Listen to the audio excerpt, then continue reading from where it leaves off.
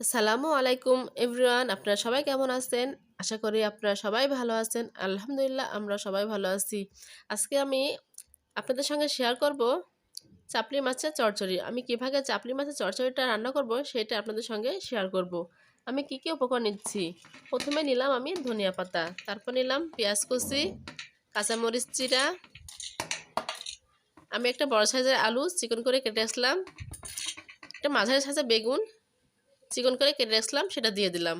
তার মধ্যে দিয়ে দিলাম একটা টমেটো। এবার দিয়ে দেবো আমি মশলা। প্রথমে দিয়ে দিলাম 1 চামচ রসুন বাটা, 1 চামচ আদা বাটা, 1 চামচ ধনিয়া গুঁড়া, হাফ চামচ হলুদ গুঁড়া,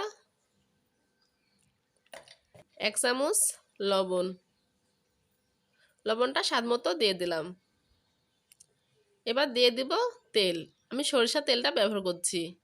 সরিষার তেলটা দিয়ে আমি হাতের সাহায্যে এটা মাখিয়ে নিব। আমি ভালোভাবে এটা হাতের সাহায্যে মাখিয়ে নিব। হাতে মাখানো চচ্চড়ি হাতে ভালোভাবে মাখালে চচ্চড়িটা খেতে বেশি ভালো লাগে।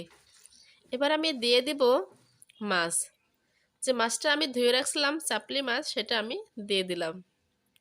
দিয়ে আমি ভালোভাবে আবারও হাতের সাহায্যে এটা মাখিয়ে নেব।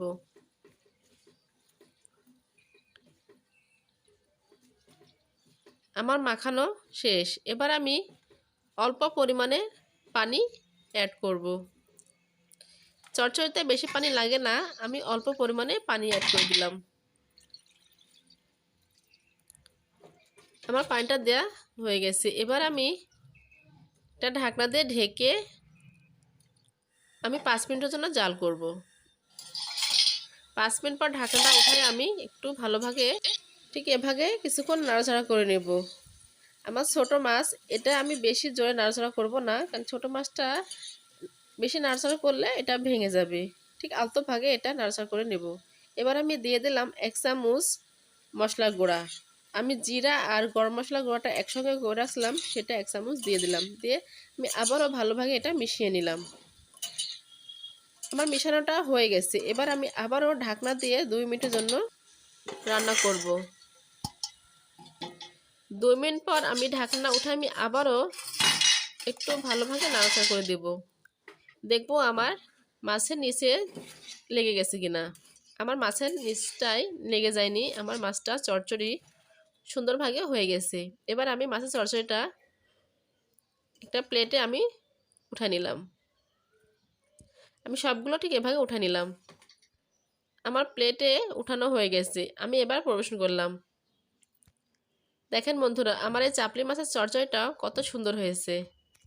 ঠিক এভাবে আপনারা এই চাপলি মাছের চচ্চড়িটা রান্না করে খেয়ে দেখবেন। আশা করি আপনাদেরও খেতে ভালো লাগবে। অল্প উপকরণ দিয়ে ঝটপট ছোট মাছটা কিভাবে রান্না করা যায় সেটা আপনাদের মাঝে আমি শেয়ার করে দেখালাম। বন্ধুরা, আমার এই রেসিপি যদি ভালো লাগে তাহলে লাইক, কমেন্ট, শেয়ার এবং সাবস্ক্রাইব করে দিবেন। বন্ধুরা, আপনারা সবাই ভালো থাকবেন, সুস্থ থাকবেন। আর আপনাদের ভালোবাসায় আমি এতদূর আসতে পারছি, আপনাদের কৃতজ্ঞতা আমি কখনো ভুলব না। আর বন্ধুরা, সাদিকা ব্লগস 921 নামে আমার একটা পেজ আছে, সেখানেও আমার রান্না আপনারা দেখতে পারেন। আর এই পেজে বেশি বেশি করে লাইক, কমেন্ট, শেয়ার এবং ফলো দিবেন। সবাই ভালো থাকবেন, সুস্থ থাকবেন। সবাইকে ধন্যবাদ। আল্লাহ হাফেজ।